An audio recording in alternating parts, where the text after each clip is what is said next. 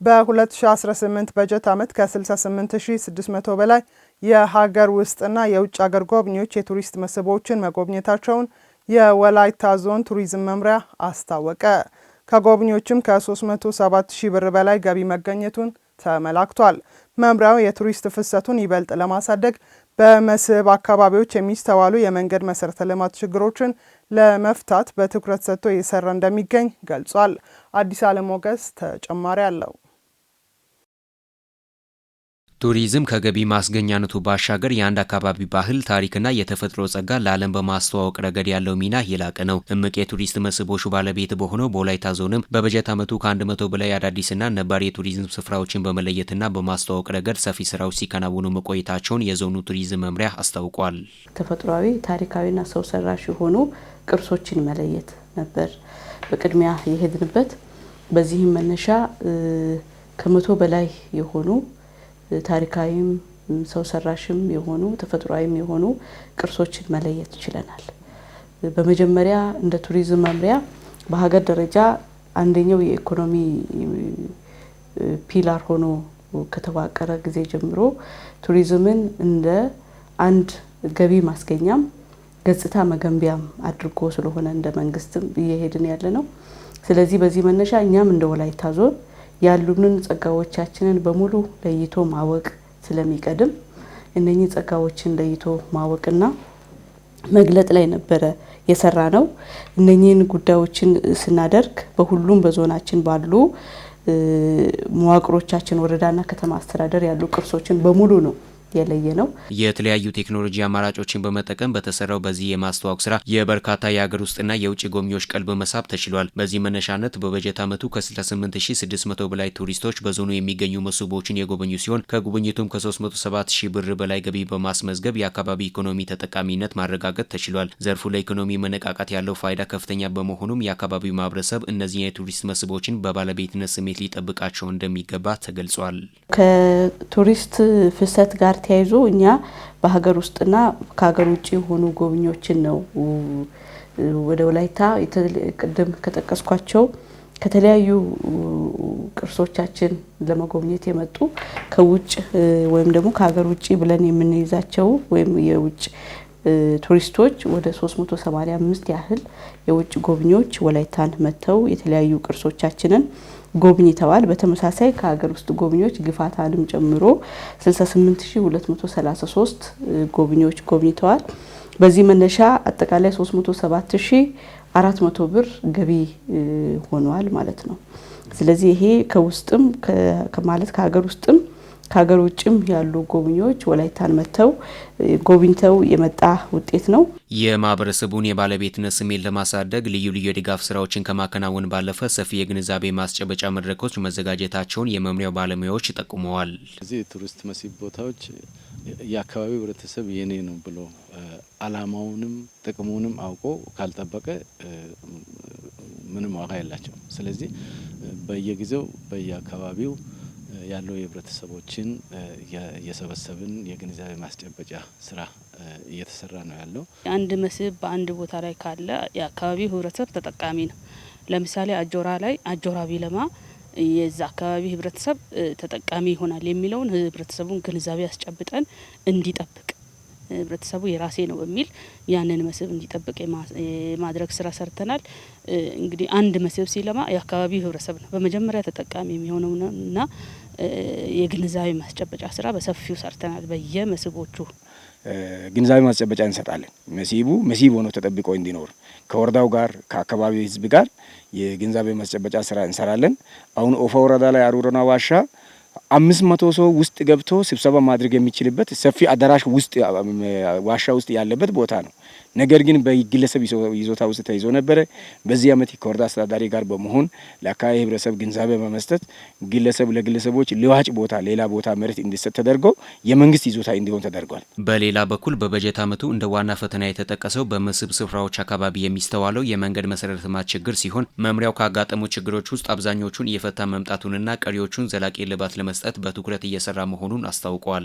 እነኚህን የቱሪስት መዳረሻዎችን የመንገድ ከፈታ አድርጎ ጥርጊያም አድርጎ የመስራቱን ጉዳይ የሄድንበት ርቀት እንደተጠበቀ ሆኖ አሁንም የተጠናቀቀ ከአለመሆኑ ጋር ተያይዞ ሁሉም መዳረሻዎቻችን ጎብኚዎችን የሚያስገቡ ስላልሆኑ ይሄ እንደ ጉድለት የሚወሰድና በአስቸኳይ ለመፍታት ብዙ ስራዎችን እየሰራን አብዛኛው መዋቅር ይሄ አንድ የቱሪስት መስህብ ማልማት በሚል ቢያንስ መንገድ ከፈታ እና ጥርጊያ መንገዶችን የማጠናቀቁን ጉዳይ በጣም በትኩረት ተሰርቷል። ብዙ ውጤቶች ተገኝተዋል።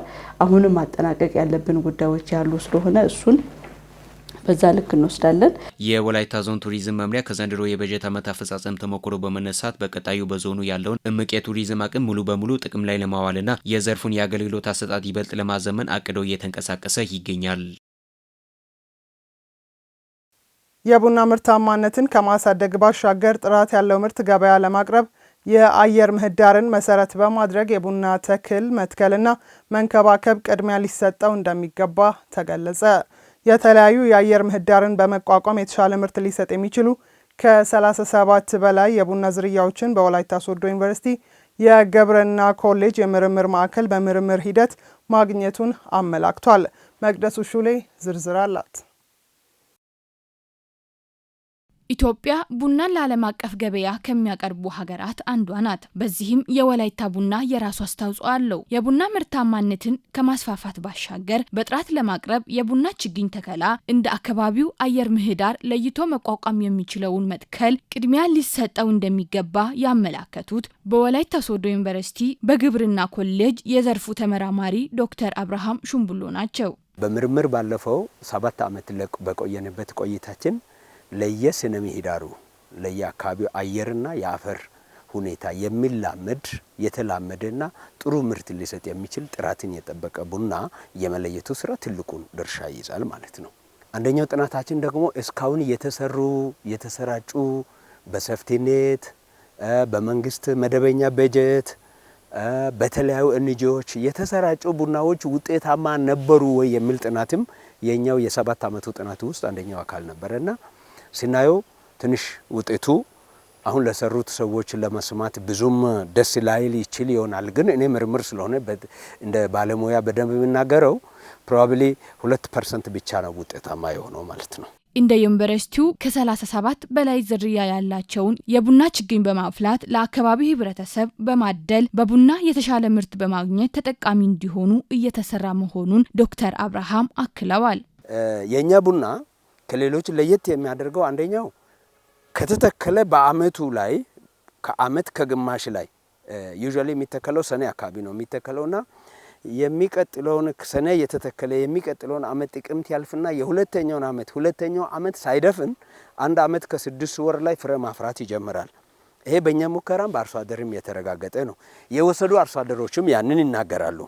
ምናልባትም አሁን እዚህ ያየንም ያለነውም የኛ ሙከራ ማሳችንም ይሄን ሊያረጋግጥልን ይችላል። መቀደም የሚታዩት ችግኞች ወደ 13 የሚሆኑ የተለያዩ የቡና ዝርያ ያላቸው ችግኞችን አፍሊተን ለቆላ ለሚመጡ አርሶ አደሮች የራሱን የቆላ የመስማማ ዝርያ ነው የምንሰጠው። ከወይና ደጋ ለሚመጡት የወይና ደጋው ነው የምንሰጠው። ለደጋ ለሚመጡ ደግሞ ወይና ለደጋ የሚስማማ የቡና ዝርያዎችን መርጠናልና አሁን እዚህ በመናየው ሳይት ላይ 37 የሚሆኑ የቡና ዝርያዎች አሉ። የቡና ምርታማነትን ለማስፋፋት ከችግኝ ተከላ ጀምሮ ፍሬ እስከሚሰጥ ድረስ የአተካከል ስርዓት መሪ መከተልና አስፈላጊውን እንክብካቤ ማድረግ ውጤቱን የተሻለ እንደሚያደርግ ተመራማሪ ዶክተር ይገልጻሉ። የአፈር ለምነት እስከተጠበቀ መጠበቅ አለበት። የአተካከል ርቀቱ በትክክል መታወቅ አለበት ወይም ቁፋሮ መተከል አለበት። ስለዚህ ከጅምር ከዘር ዝግጅት እስከ ትልቁ ዛፍ ሆኖም ዛፍ ቡናው ደግሞ እጅግ በጣም ለየት የሚያደርገው ጥላ ዛፍ ይፈልጋል። ጥላ ልክ ሙሉ ጥላም ደግሞ ሙሉ ጥላ አይደለም። ሙሉ ጥላ ሲሆን ይሸፍናል። ምን ያደርጋል?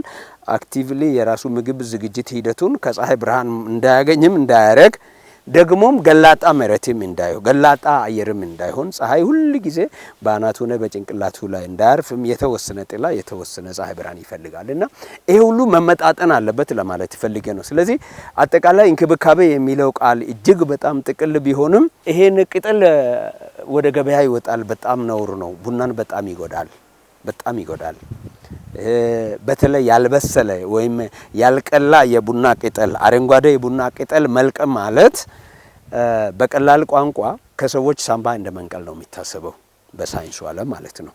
ይሄን ቅጠል መበጠስ ማለት የነን ሳምባ የነቀለ ሰው እንደማለት ነው ማለት ነው። ሰው ሳምባ ካለለ አንዱ ከሌለ በአንዱ ሊኖር እንችል ይሆናል፣ ግን ሁለቱ ከተነቀለ ምን ይሆናል? ሰው የዛን ያህል ጉዳት ያመጣል። የሀገሪቱን ኢኮኖሚ ለማሳደግ ከፍተኛ አስተዋጽኦ ያለውን የቡና ምርት በጥራትና በስፋት ለዓለም አቀፍ ገበያ ለማቅረብ ከአምራች ማህበረሰብ ጎን አቅማቸውን ከማጎልበት ጀምሮ ያለውን ክትትል ጉዳዩ የሚመለከታቸው ሊደግፏቸው እንደሚገባ ተመላክቷል።